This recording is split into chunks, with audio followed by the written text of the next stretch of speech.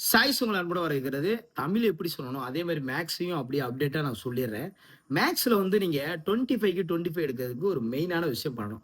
இப்ப நீங்க ஒரு இடத்துல வந்து நீங்க மேக்ஸ் வந்து ஒருத்தர் சார் எடுக்கிறார். ஒரு கோச்சிங் சென்டர்லயோ அல்லது ஒரு பேட்ச்லயோ இருக்கீங்கன்னு வச்சுக்கோங்களேன்.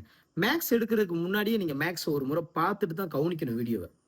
நீங்க வீடியோ நம்ம மேக்ஸ கத்துக்கிட்டு அதுக்கப்புறம் மேக்ஸ் பிராக்டிஸ் பண்ணிக்கலாம்னா, அதுதான் தவறான ஒரு விஷயம். நீங்க நெறைய இடங்கள்ல வந்து இது நான் மெத்தட்லாம் நான் ஃபாலோ பண்ணியிருக்கேன். எப்படின்னா, இப்ப சார் அன்னைக்கு என்ன நடத்தப் போறாரு?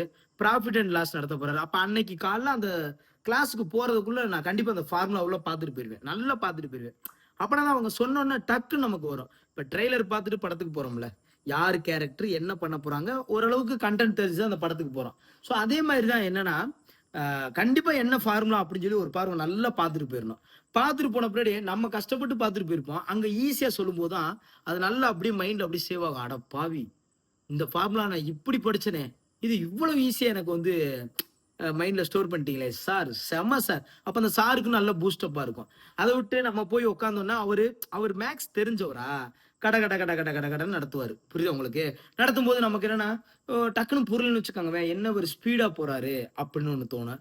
இல்லன்னா, இ இது புரியல அப்படிங்கிற மாரி தோணும். புரியலன்னா கேட்கவும் முடியாது. எல்லாரும் இருக்கும்போது நம்ம கேட்கவும் முடியாது. தனியா கத்துக்கிறம்போது யார்ட்ட கேட்கன்னு தெரியாது. நம்ம பாட்டி இருப்பாங்க வீட்ல கேட்க முடியுமா? ஸோ என்னடா இது செய்றதுன்னு கமெண்ட்ல கேட்க முடியாது. எதுவுமே பண்ண முடியாது. அப்ப இந்த பிரச்சனை வரக்கூடாதுன்னா, ஸ்டார்ட்டிங்லயே ஃபார்முலாவ தெரிஞ்சு என்ன கணக்கு நடத்தப் போறாரு அப்படிங்கிறத தெரிஞ்சுக்கணும். 2வது என்னன்னா, ஒரு வாரத்துக்கு நல்லா தெரிஞ்சுக்கங்க. ஒரு வாரத்துக்கு எந்த ஒரு ஸ்டூடண்ட் 100 கணக்கு எப்படி 100 கணக்கு பிராக்டிஸ் பண்றாரோ, அவரால மட்டும் தான் தமிழ்ல மேத்ஸ்ல 23க்கு மேல அடிக்கவே முடியும். இது நீங்க என்ன வேணா நெனச்சுக்கங்க. ஒரு வாரத்துக்கு 100 கணக்காவது பிராக்டிஸ் பண்ணணும். அது 1 வருஷம் பிரிப்பரேஷனா இருந்தாலும் சரி, 3 மாசம் பிரிப்பரேஷனா இருந்தாலும் சரி. என்ன அது 100 கணக்கு அப்டின்னா, நீங்க ஒரு வாரத்துக்கு 1 டாபிக்கோ, 2 டாபிக்கோ பிரிப்பேர் பண்றீங்க. இப்ப இருக்கிற எக்ஸாம் சிச்சுவேஷனுக்கு நீங்க 2 டாபிக் பிரிப்பேர் பண்ணி தான் ஆகணும். நீங்க யாராவது ஒரு வாரத்துக்கு 1 டாபிக் தான் சார் பிரிப்பேர் பண்றேன்னா சந்தோஷம் தான். மிஞ்சி போனா ஒரு 10 டாபிக்காவது நல்லா பிரிப்பேர் பண்ணிருவீங்க. அதுவும் ஓகே தான். பட் இருந்தாலும் என்னன்னா, கொஞ்சம் இப்ப போட்டி அதிகமாகுதா? நம்ம ஒவ்வொரு டாபிக்கா பிரிப்பேர் பண்ணிட்டு போம்போது, நீங்க ஒவ்வொரு டாபிக் முடிக்கிறம்போது மறந்து போயிரும் ஒரு சில டாபிக். அப்ப 2 டாபிக் பிரிப்பேர் பண்ணீங்கன்னா, கொஞ்சம் சீக்கிரம் முடிச்சு, திரும்ப அகைன் ஒரு ரிவிஷன் விடுறதுக்கு ஒரு யூஸ்ஃபுல்லா இருக்கும். நான் சொல்றது புரியுதா உங்களுக்கு? அதனால மேக்ஸிமம் ஒரு டாபிக் எடுத்துட்டு 50 கணக்கு. நீங்களா ஒர்க் அவுட் பண்ணுங்க. இப்ப கடல் கணித புக் இருக்குன்னு வச்சுக்கோங்களேன். கடல் கணித புக்ல எல்லா புக்குக்கும் எக்ஸ்பிளனேஷன் குடுத்தது எதுக்காக தெரியுமா? அது எல்லாமே நீங்களே ஒர்க் அவுட் பண்ணிருங்க. ஒர்க் அவுட் பண்ணிட்டு ரவுண்ட் பண்ணுங்கன்னாங்க. நாங்க அப்படிதான் சொல்லுவோம். ரவுண்ட் பண்ணுங்க. ரவுண்ட் பண்ணிட்டு மேத்ஸ் வாத்தியார்ட்ட போய் டவுட் கேளுங்க. இந்த கணக்கு எப்படி சார் செய்யலாம்ன்னு கேளுங்க. டக்குன்னு சொல்லிருவாரு. அவ்வளவுதான் முடிஞ்சுச்சு 50 கணக்கு. 50 கணக்கு இருக்குன்னு வச்சுக்கோங்களேன். நமக்கு உண்மையாவே நம்மனாலே செய்ய முடியும் 30 கணக்கு. தெரியாத கணக்கு 20 கணக்கு தான். 20 கணக்கு. அப்ப நம்ம பார்க்காம போனனால மட்டும்தான், இப்ப மேத்ஸ் வாத்தியார் போர்டு நடத்துவாரு. 20 கணக்கு நடத்துறாருன்னு வச்சுக்கோங்களேன். அந்த 20 மட்டும் தெரிஞ்சுட்டு வந்து, அதுக்கப்புறம் 50 கணக்கு ஒர்க் அவுட் பண்ணுவோம். நமக்கு நெறைய டவுட் வரும். அப்ப அந்த கிளாஸ் அதுக்குள்ள அடுத்த கிளாஸ் வந்துருமா, நம்மளும் டவுட்ட கேட்கறத விட்டு போயிருவோம். இது என்ன நம்ம கடைசி வரைக்கும் இப்படியே உட்கார்ந்து பார்த்துட்டே இருக்க முடியுமா? அப்படி செய்யக்கூடாது. செஞ்சா அதான் செய்யணும். இப்ப உதாரணமா நான் ஒரு ஸ்டூடண்ட் இப்ப. கோச்சிங் சென்டர்ல உட்கார்றேன். மொதயே 50 கணக்கு என்னன்னு பார்த்து செஞ்சிரணும். செய்யாத கணக்கு ஃபுல்லா ரவுண்ட் பண்ணி வச்சுக்கணும். வச்சுட்டு அதுக்கப்புறம் கிளாஸ்ல உட்காரணும். ரைட். என்னால 50 கணக்குல 20 தான் சார் செய்ய முடிஞ்சுச்சு. 30 கணக்கு என்னால செய்ய முடியல. ஒத்துக்கிறேன். நான் ஒத்துக்கிறேன். எனக்கு மேத்ஸ் பரவாயில்லாம தான் வருதுன்னு. இப்ப நடத்துங்க சார்ன்னு உட்கார்ந்து கவனிச்சுட்டு, அதுக்கப்புறம் அதுல கிடைக்கிற ஐடியாஸ் ட்ரிக்க வச்சு பார்த்தா 50க்கு 50மே செஞ்சுருவோம். அப்ப கான்ஃபிடன்ட் வந்துரும். அப்படியும் மீறி செய்ய முடியாம ஒரு 5 கணக்கு இருந்தா, அத சாரு கிட்ட டவுட் கேட்டு அப்படியே கிளாரிஃபை பண்ணிறணும். ஸ்பாட்லயே. அந்த 5 மட்டும் கேட்கணும். அவர்ட்ட போய் எல்லாத்தையும் டவுட் கேட்கக்கூடாது. 5 கேட்டா போதும். அப்ப முடிஞ்சிரும் 50 கணக்கு. அவ்வளவுதானே. சோ அப்படி நீங்க பிராக்டிஸ் பண்ணுங்க. ஒரு வாரத்திற்கு 2 டாபிக் பிரிப்பேர் பண்ண முடியும். 100 கணக்கு பிராக்டிஸ் பண்ண முடியும். சோ அதன் அடிப்படையில நான் ஒரு ஐடியா பண்ணியிருக்கேன். சரி சார் சொல்றதெல்லாம் நல்லா இருக்கு. எந்த 50 கணக்கு சார்? நான் எடுத்து குடுக்குறேன். நீங்க ஒரு பேட்ச்ல படிங்க, பயிற்சி மையத்துல படிங்க, என்ன வேணா படிங்க. ஒரு 50 கணக்கு நான் குடுக்குறேன். ஒரு டாபிக்ல இருந்து. இன்னொரு டாபிக்ல இருந்து 50 கணக்கு குடுக்குறேன். ரைட்டா? இல்ல சார் அந்த டாபிக் ரொம்ப இம்பார்ட்டன்ட் டாபிக்கா இருக்குன்னா, 100 கணக்கு கூட குடுப்போம். ஒண்ணும் தப்பு இல்ல. நீங்களா செல்ஃபா நான் குடுக்குற அந்த கணக்க பிராக்டிஸ் பண்ணி பாருங்கவேன். அத ஒட்டி தான் எல்லா கணக்கும் வரும். அத ஒட்டி தான் எல்லா கணக்குமே வரும். ஒண்ணும் நீங்க நீங்க நினைக்கிற மாரிலாம் இல்ல இப்படி வந்துட்டோம், அப்படி வந்துட்டான்லாம் இல்ல. ஒரு 50 கணக்கு நல்லா உங்களுக்கு ஒர்க் அவுட் பண்ண தெரியுதுன்னா, நீங்க கட்டாயமான முறையில நீங்க எந்த கணக்கு கேட்டாலும் ஒர்க் அவுட் பண்ணிருவீங்க. ரைட்டா? நீங்க அப்ப டைம் மேனேஜ்மென்ட்டும் பழக்கத்துக்கு வரும். டச்சிங்லயே வேற இருப்பீங்க. அப்ப வாரம் 100 கணக்குன்னு வச்சுக்கோங்களேன். 10 வாரம் ஆயிருச்சுன்னா 1000 கணக்கு பிராக்டிஸ் பண்ணியிருப்பீங்க. எவ்வளவு பெரிய விஷயம் அது. ஒரு 10 வாரத்துல எத்தனை கணக்கு? 1000 கணக்கு பிராக்டிஸ் பண்ணியிருப்பீங்க. அப்ப எக்ஸாம் போறதுக்கு ரிவிஷன் வேற இருக்கு. அப்ப இன்னொன்னு வீக்கெண்ட்ல ஒரு மாடல் டெஸ்ட் எழுதுவீங்க. அதுல 25 கணக்கு எழுதி பார்ப்பீங்க. ஸோ அப்படிங்கிற போது உங்களுக்கு என்ன ஆயிரும்னா, உங்களுக்கு ஒரு நல்ல மைண்ட்ல என்னன்னா, மேத்ஸ் இப்ப இந்த வாரம் ஐயோ 100 கணக்கு செய்யலையே அப்படின்னு வருத்தப்பட்டுருவீங்க. ரைட்டா? ஒரு ஒரு நாளைக்கு நாங்க 10 கணக்கு கூட குடுப்போம் பேட்ச்ல. அப்படிங்கும்போது 50 கணக்கு அது கவர் ஆகும். பட் அத தாண்டி மனசுல முதல் டார்கெட் வைக்கணும். இப்ப 10 கணக்கு குடுக்குறோம்னா, ஒருத்தர் ஃபாலோ பண்ணுவாங்க, ஒருத்தர் ஃபாலோ பண்ணாம விடலாம். ஆனா பட் மைண்ட்ல திங்க் பண்ணணும். நம்ம மைண்ட்ல என்ன பண்ண திங்க் பண்ணோம்னா 100 கணக்கு இந்த வாரத்துக்குள்ள செய்யணும்டா. அது ஒரே நாள்ல செஞ்சாலும் சரி, 4 நாளா செஞ்சாலும் சரி, 8 நாளா 7 நாள்ல செஞ்சாலும் சரி. பட் 100 கணக்கு நம்ம முடிச்சாதான் இந்த வாரம் நமக்கு சக்சஸ்ஃபுல்லா முடியும். அப்ப நீங்க செஞ்சு பாருங்க. மேத்ஸ் பட்டைய கிளப்பிடுவீங்க.